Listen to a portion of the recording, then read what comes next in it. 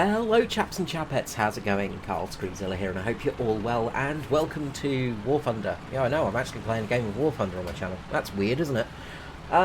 Yeah, playing War Thunder. I haven't played in a long time. This is my first match back. I decided to take out the Shock Haldau, the premium British tank for the Israeli Defence Force. It is Israeli Defence Force, isn't it? I'm pretty sure. Memory is fading me. I'm pretty sure that is the Shock Haldau. Anyway, decided to go out for a match and, well, see how I would go. And it didn't go too bad, in all honesty. It's could have been much, much worse. So, we're coming along here, and of course, you know, just come out of the spawn, and we're relatively slow, obviously, and 3, 2, 1, when's it going to happen? We're going to get hit right there. Yay, joy! You've got to love it. You've got to love it. Being hardly able to get out of your spawn. So, we are going to get pounded here, and a big thank you to Morakarov. Mokokov? This guy in the M6 OA2 for actually towing us, because we were going to get killed here in this spot. So put the tow cable on.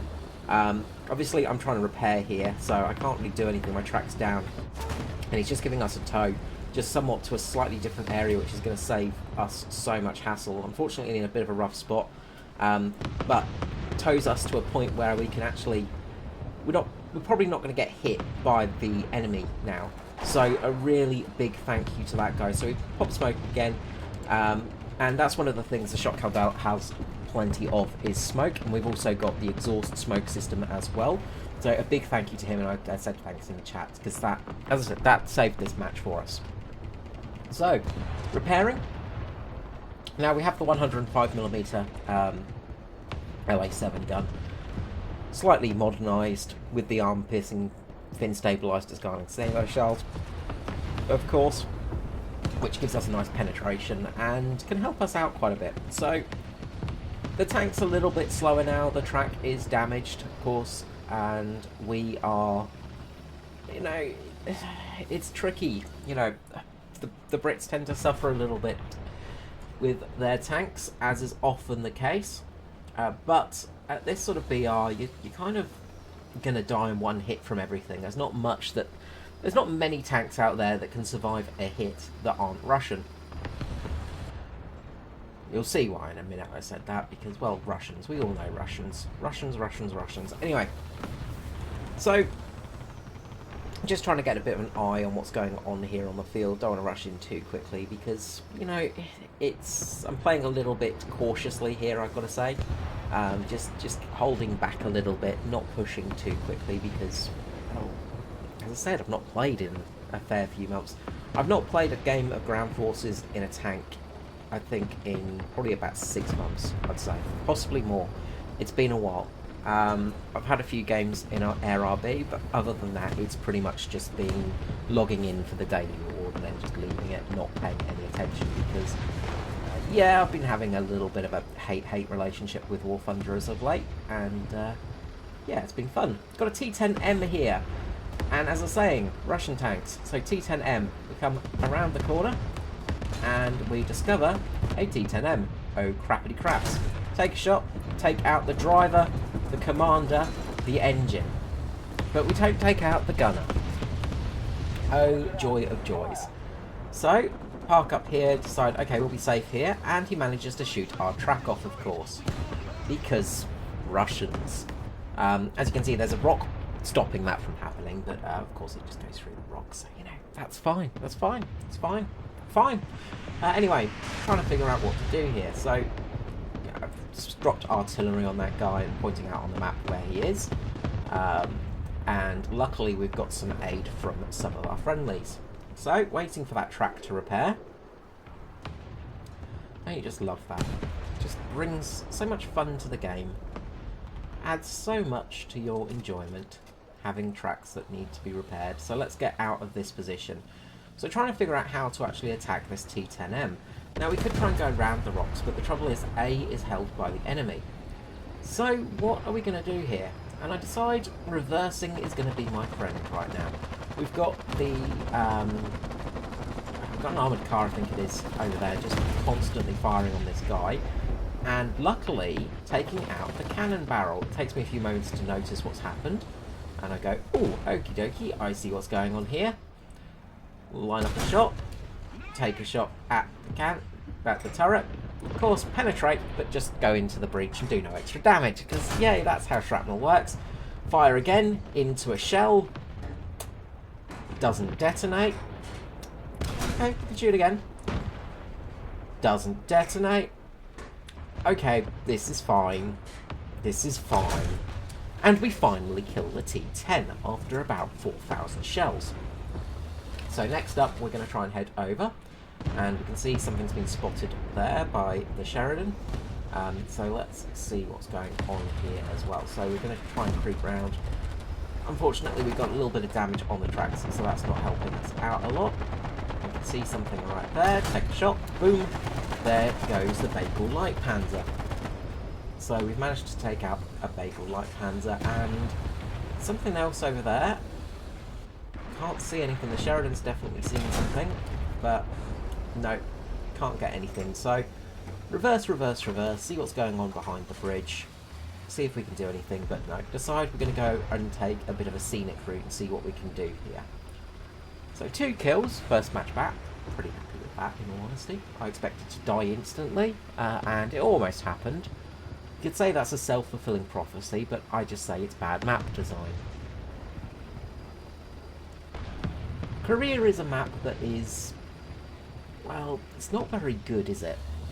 It's one of those maps where you go, Now, get thrown out a little bit here by the hull of a destroyed tank, and doesn't seem to be hitting anything, seems to be very dead, so we seem to be okay. But yeah, map design is something that is just still such a problem in War Thunder. Like, come on guys, make maps that are actually balanced, or at least fun to play on. The issue is like, when you've got maps where you can get killed from just leaving the spawn, it makes the game very frustrating, and it is very much a coin flip of how your game's going to go. You don't know if it's going to be a good game or a bad game, and usually it's going to be a bad game in all honesty, because 9 out of 10 times you're going to get instantly killed when you come out of spawn, especially if you're in a slow-moving tank. And that's something that's really frustrating, is if you're in a slow-moving tank, you're absolutely bollocksed. Hello there, Tam.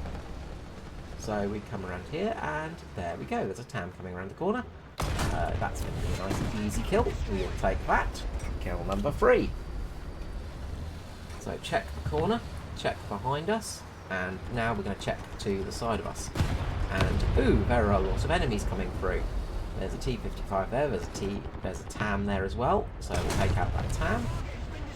T-55 coming through. Gonna get behind this house. Good, move the gun, take the shot.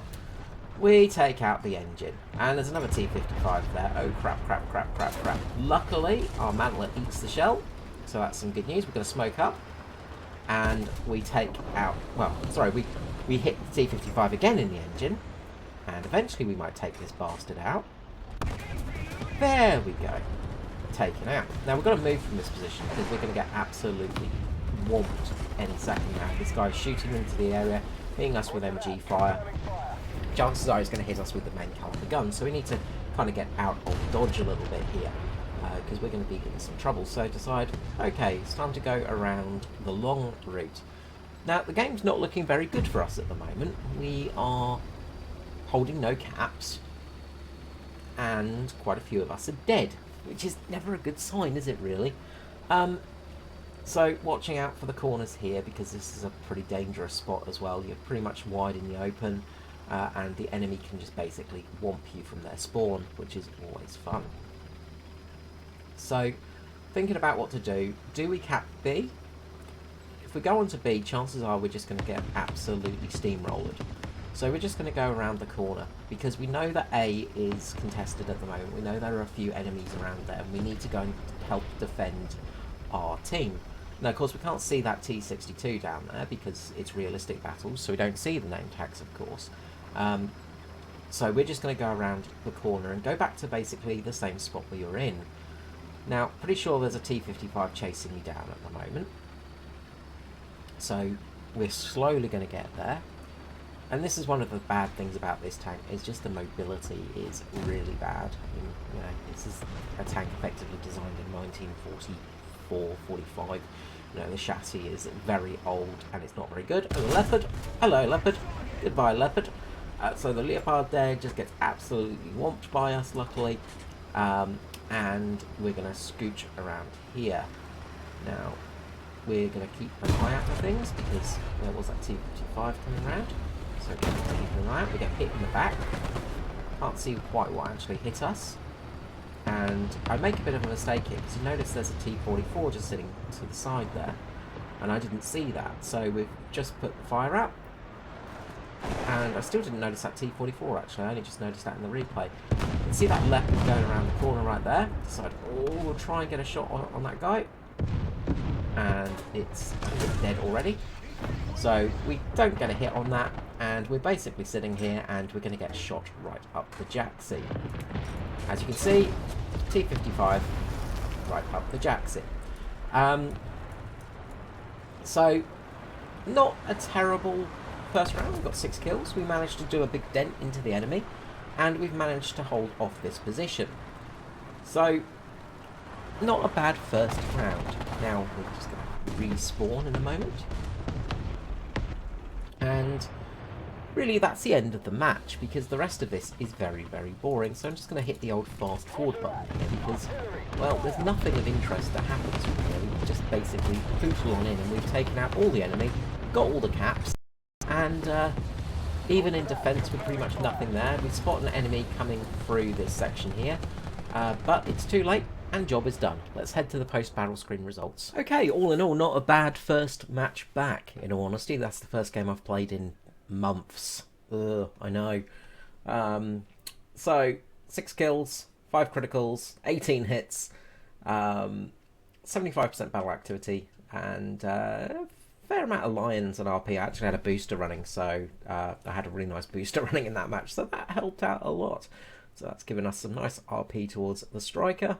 And some extra Lions. So yeah, not bad at all. And award-wise, we've got Tank Rescuer, Shadow Strike, Double Strike, Adamant, Triple Strike, Avenger, Professional, and Heavy Metal Hero.